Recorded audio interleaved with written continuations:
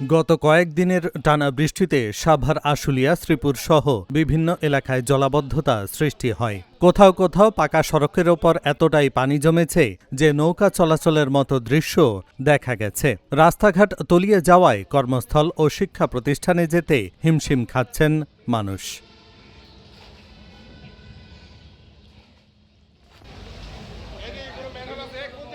স্থানীয়দের অভিযোগ, দীর্ঘদিন ধরে কার্যকর ড্রেনেজ ব্যবস্থার অভাব এবং ধীরগতির পানি নিষ্কাশনের কারণে অল্প সময়ের ভারী বৃষ্টিতেই আশুলিয়ার বিভিন্ন এলাকা পানির নিচে তলিয়ে যায়।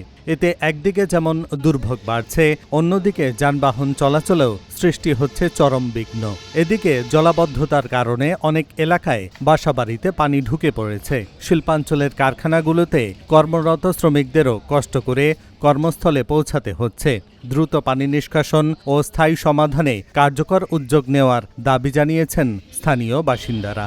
আমাদের এই সমস্যাটা অনেকদিন থেকে, আজকে প্রায় 5-6 বছর ধরে এটা মূলত সমস্যাটা তৈরি হয়েছে। এই পাশ থেকে যে পানিটা নিঃসরণের জন্য যে কালভার্ট আছে, এই কালভার্টটা যে পশ্চিম পাশে দারুল হাসান থেকে নিয়ে শ্রীপুর স্ট্যান্ড পর্যন্ত, কিন্তু দারুল হাসান থেকে শ্রীপুর স্ট্যান্ড পর্যন্ত যে পরিমাণ পানি যাওয়ার কথা, এটা অনেক ন্যারো একটা পাইপ দেওয়া হয়েছে।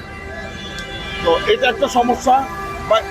আর আরও একটা সমস্যা যুক্ত হয়েছে এখানে, যখন এলিভেটেড এক্সপ্রেসওয়ের যারা কাজ করেন, এদের কনস্ট্রাকশন করার সময় আমাদের এই পাইপ লাইনও ক্ষতি হয়েছে, কিন্তু তারা এটার এগেনস্টে এরা যে আমাদের এগুলো রিমেরামত করে দেবে, হ্যাঁ, রিমেকিং করে দেবে ড্রেনটা, এটা আর করেন নাই ওনারা। ওনাদের একজনের সাথে আলাপ করলাম, ওনারা আসলে একজন আরেকজনকে বলে ওনাদের নির্দিষ্ট কোনো প্রতিনিধি পাওয়া যাচ্ছে না। তো আমরা আসলে সরাসরি এখন সরকারের ব্যক্তিবর্গের কাছে আমরা এখন আহ্বান জানাচ্ছি, এবং আমাদের এলাকার এখানে যে জাহাঙ্গীর মন্ডল আসছেন, হ্যাঁ, আমাদের এবার চেয়ারম্যান পদপ্রার্থী, আমাদের গফুর সাহেব আছেন, হ্যাঁ, হাজি আব্দুল গফুর সাহেব আছেন, উনিও চেয়ারম্যান পদপ্রার্থী, উনি বিগত আমলে চেয়ারম্যান ছিলেন। আরও যারা মেম্বার পদপ্রার্থী, সবার কাছে একই আমাদের আকুতি, আমাদের জন যে দুর্ভোগ আছে এখান থেকে আমাদের পরিত্রাণের জন্য বিশেষ দ্রুত ব্যবস্থা করেন।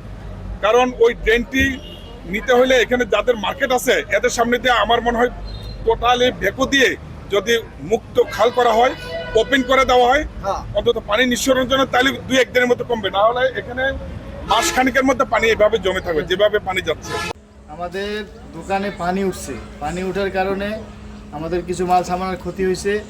আর সবচেয়ে বড় ক্ষতি হলো আমাদের দোকানদারি হচ্ছে না, অনেক মাল আমাদের আটকে রয়েছে। এখান থেকে পানি নিষ্কাশনের কোনো সঠিক ব্যবস্থা নাই, এজন্য আমরা অনেক বিপদেই আছি ভাই। আমি গার্মেন্টসে চাকরি করি, কিন্তু পানি লেগে চলে যাচ্ছি, অন্য জায়গায় নিচ্ছি, আমার মাল সামানা সব ডুবে গেছে, তখন টাকা সম্ভব না।